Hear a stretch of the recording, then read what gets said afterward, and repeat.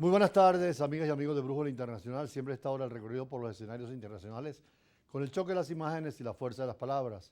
Hace unos días teníamos aquí al embajador de España y le preguntábamos sobre el proceso de integración europea. Nos decía el embajador de España que, por cierto, la semana que viene es la recepción oficial y hay una serie de actos culturales que para ellos como España, después de 1978, con la nueva Constitución, lo que era la unidad europea era fundamental. Y se hicieron miembros de la Unión Europea, que nació con 5 miembros, y hoy son ya 27 por la retirada de Gran Bretaña. Pero el ideal no solamente es la Unión Europea, sino también el bloque de toda Europa. Y a eso nos vamos a referir hoy porque la preocupación por la continuidad de la ayuda de Estados Unidos y Ucrania se centró en gran medida en la cumbre del medio centenar de dirigentes del continente europeo, entre ellos el presidente ucraniano Vladimir Zelensky, en la ciudad española de Granada, y con la presencia de estados que no son miembros de la Unión Europea, pero que participan en el mismo concepto cultural de lo que llamamos Occidente. Cumbre de dirigentes del continente europeo en la ciudad española de Granada. El encuentro reunió el jueves a medio centenar de líderes que mostraron como preocupación común la continuidad de la ayuda de Estados Unidos a Ucrania. Este apoyo quedó en el aire al paralizarse las tareas del Congreso tras la destitución del líder republicano de la Cámara de Representantes. La cumbre contó con la presencia del presidente ucraniano Volodymyr Zelensky.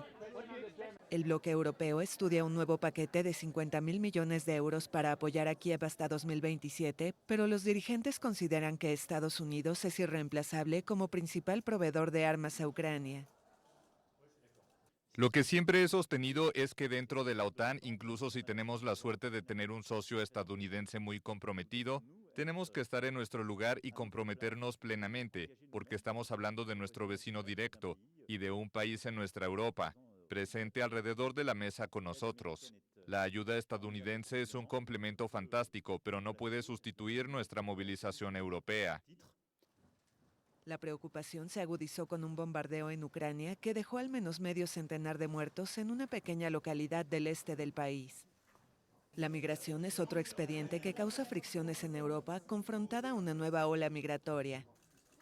Un tercer tema central es el de las tensiones entre Armenia y Azerbaiyán, que el mes pasado reconquistó el enclave de Nagorno-Karabaj, provocando el éxodo de la mayoría de la población de origen armenio. Azerbaiyán dijo estar dispuesto a negociar con Armenia bajo mediación de la Unión Europea. Se esperaba en Granada un encuentro entre el primer ministro armenio Nikol Pashinyan y el presidente azerbaiyano Ilham Aliyev, que finalmente canceló su viaje. Es posible que en el futuro tanto Armenia como Azerbaiyán vayan a la Unión Europea por el tema de Nagorno-Karabaj, que es un enclave de armenios dentro del territorio serbio, donde viven fundamentalmente musulmanes y tuvieron que salir 180.000 personas, casi toda la población que estaba allí, por la guerra suscitada por Azerbaiyán y donde Armenia no estaba en capacidad de responder.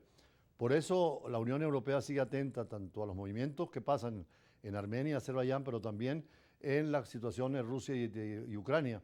Además, la Unión Europea está preocupada por el tema energético, alimenticio y el calentamiento global con programas ecológicos. Por eso nos referimos hoy, antes de ir a las entrevistas, y con eso vamos a esas entrevistas, al tema precisamente de lo que es la Unión Europea, no solamente como 27 países que tienen una institucionalidad muy definida, sino la intención de toda Europa, como una parte de los continentes, a intervenir en la vida política y en la vida diplomática. Veamos. La reciente reunión de toda Europa a la que se refieren los medios de comunicación social de hoy es la tercera cumbre de la Comunidad Política Europea que se celebró del 6 de octubre de 2023 en Granada, España. La Comunidad Política Europea es una iniciativa que reúne a los países de la Unión Europea y a otros países europeos que no forman parte de ella, como Ucrania, Turquía, Suiza o Noruega. El objetivo de la Comunidad Política Europea es fomentar el diálogo y la cooperación entre los países europeos en temas de interés común como la seguridad, la energía, la migración y la cultura. La Unión Europea, en cambio, es una organización política y económica que integra 27 países miembros que comparten un mercado común, una moneda única, una política exterior y de seguridad común y otras actividades sectoriales.